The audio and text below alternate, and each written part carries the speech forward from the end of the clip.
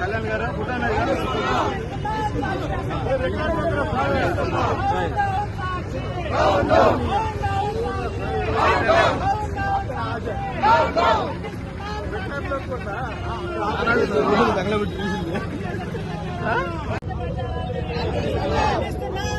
సత్య ప్రచారాలని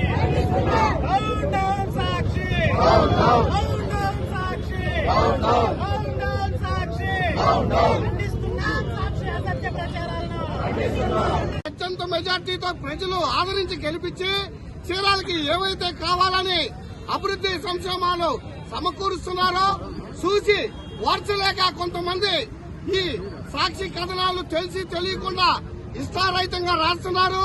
నేను అడుగుతున్నా, గతంలో ఓవర్ బ్రిడ్జి కర్ణం బలరాం గారు టీడీపీలో ఉన్నప్పుడు తీసుకొచ్చి అది అమలు చేస్తే దాన్ని వైసీపీలోకి వెళ్లి ఇతగాడు చేసిన కార్యక్రమాలు ఏంటంటే చీరాల ప్రజలకి విన్నపంగా తెలియజేసుకున్నాను.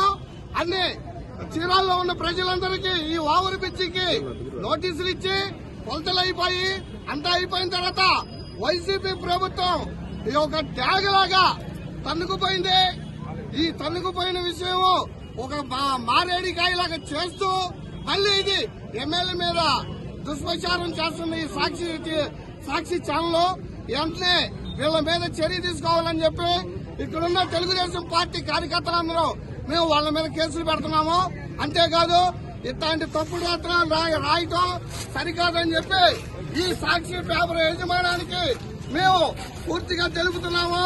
ఇంకొకసారి తెలుగుదేశం పార్టీని విమర్శించడం సరికాదని చెప్పి మేము మరీ కోరుతున్నాము.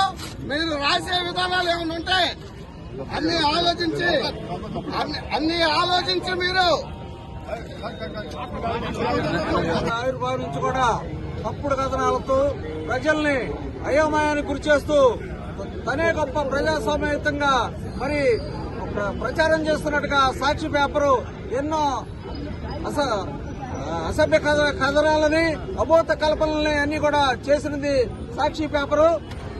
మరి ఎన్నో 2019 నుంచి 2024 వరకు పరిపాలనలో వైఫల్యం చెందిన మరి ఆ పార్టీని ఎంతో కీర్తిస్తూ మరి తెలుగుదేశం పార్టీ వచ్చిన కాడి నుంచి మరి పరిపాలన బాగాలేదు, అభివృద్ధి లేదు, అన్ని రంగాల్లో కూడా వైఫల్యం చెందిందని మరి రాస్తూ ఉన్నది. అది చూడండి, కళ్ళు లేనడు కబోదిలాగా మరి ఆ సాక్షి పేపర్లో కథనాలు వస్తూ ఉన్నాయి. ఎందుకంటే అభివృద్ధి ఆంధ్ర రాష్ట్రంలో ఈ 2024 నుంచి 2029 వరకు గొప్ప పరిపాలన, గొప్ప అభివృద్ధి చెందే రాష్ట్రంగా మన రాష్ట్రం విరాజిల్లుతుంది.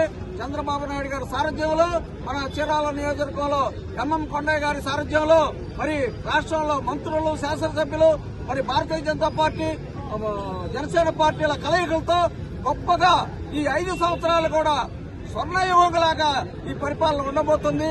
మరి అటువంటి స్వర్ణయుగ పరిపాలనని తప్పుడు కథనాలతో ప్రజల్లో అగమ్యగోచరంగా ఉంచాలని ఈ సాక్షి పేపర్ కథనాలు విశ్లేషిస్తున్నది. ఇది పూర్తిగా తప్పు.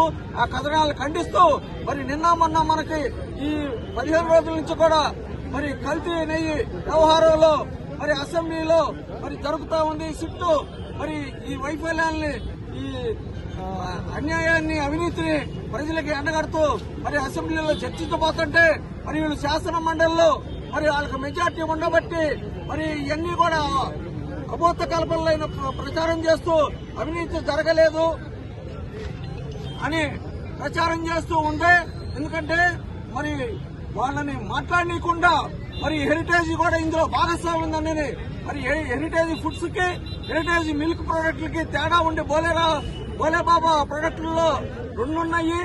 ఒక అడ్రస్ ఒకటి, ఇంకో అడ్రస్ ఇంకోటి, అది వేరు సంస్థలు. మరి ఆ ఫుడ్ ఈ హెరిటేజ్ దాంట్లో ఉందని ఇది మిల్క్ దాంట్లో వీళ్ళు కూడా భాగస్వామి అయ్యి ఉన్నారని చెప్పిన అబద్ధ కల్పనలు చేస్తూ మరి ప్రజలను పక్కదారి పట్టిస్తుంది. దీన్ని మేము తీవ్రంగా ఖండిస్తున్నాము. మరి భవిష్యత్తులో కూడా